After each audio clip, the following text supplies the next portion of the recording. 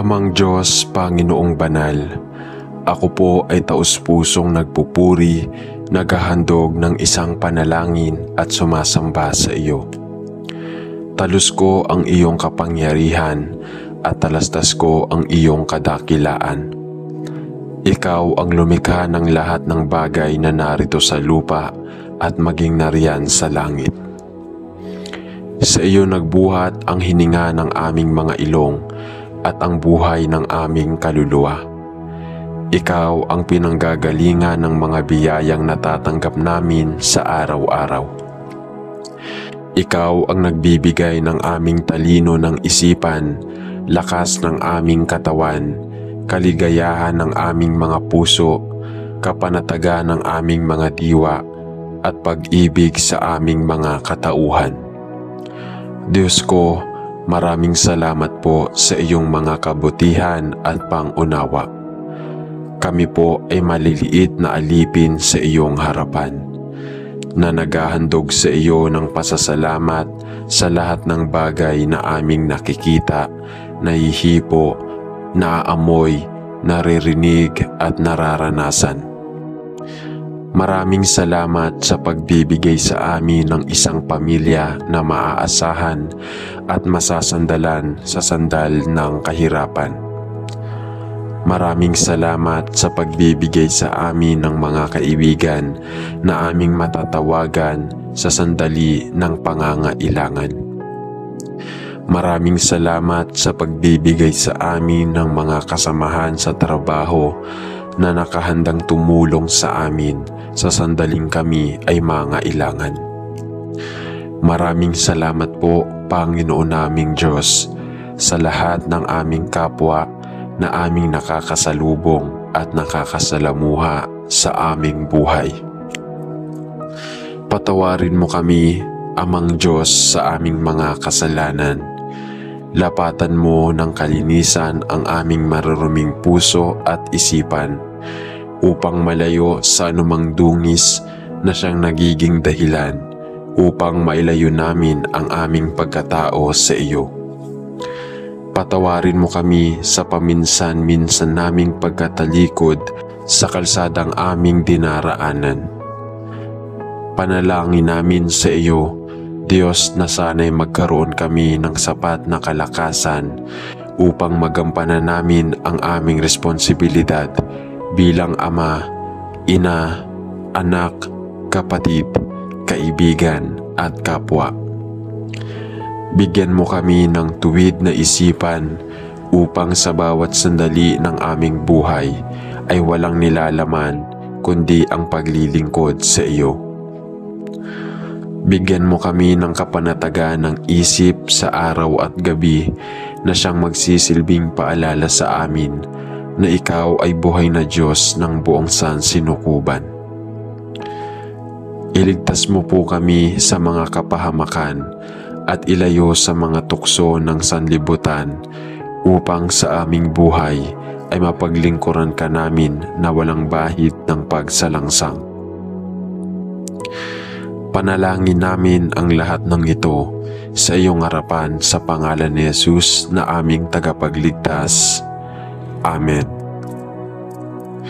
Panalangin sa pagiging bukas palad.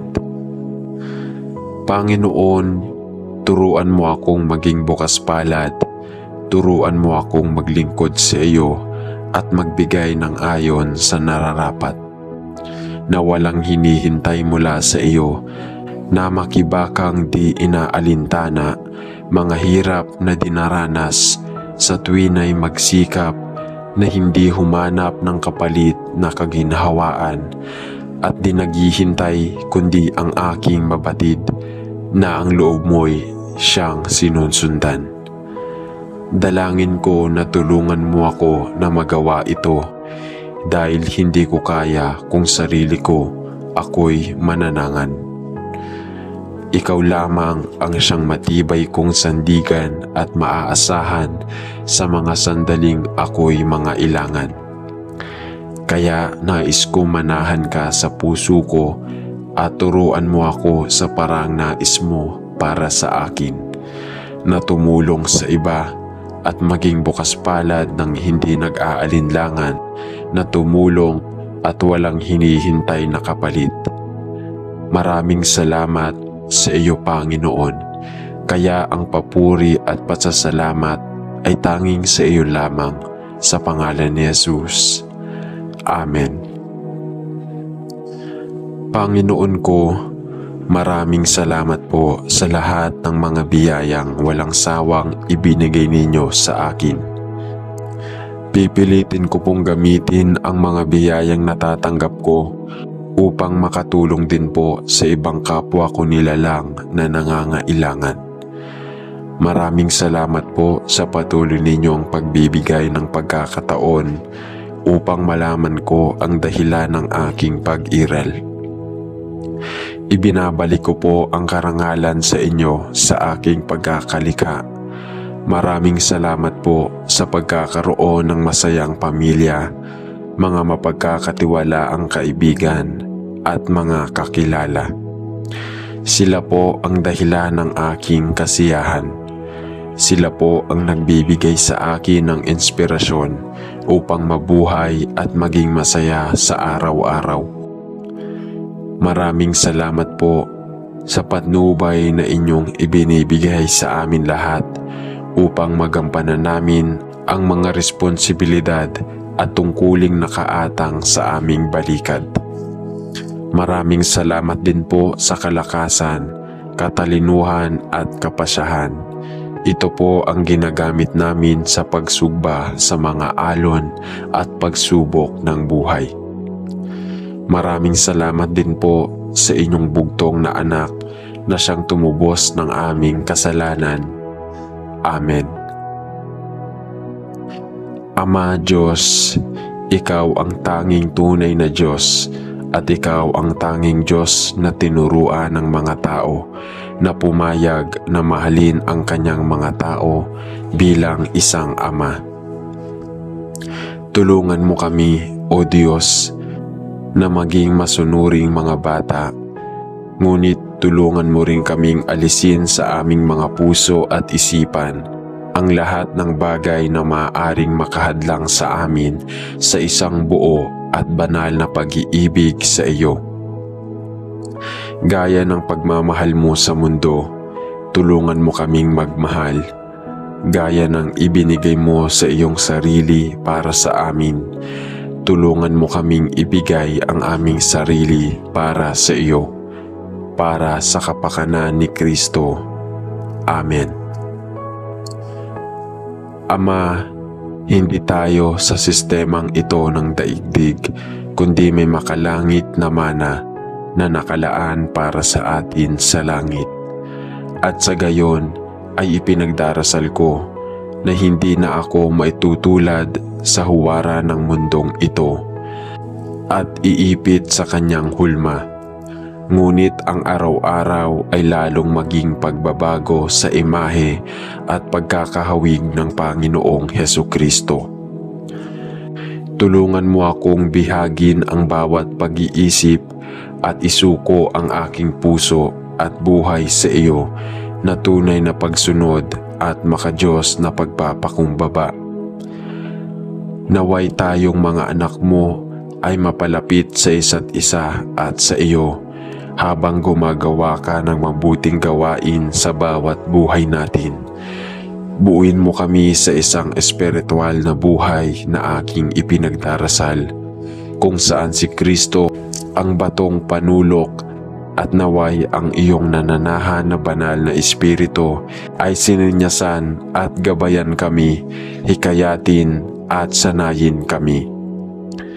Panginoon, isinusuko ko ang lahat ng ako sa iyo ngayon at nananalangin na ako ay makalakad sa bago ng pag-ibig at makapagpakumbabang pagsunod sa lahat ng mga araw ng aking buhay.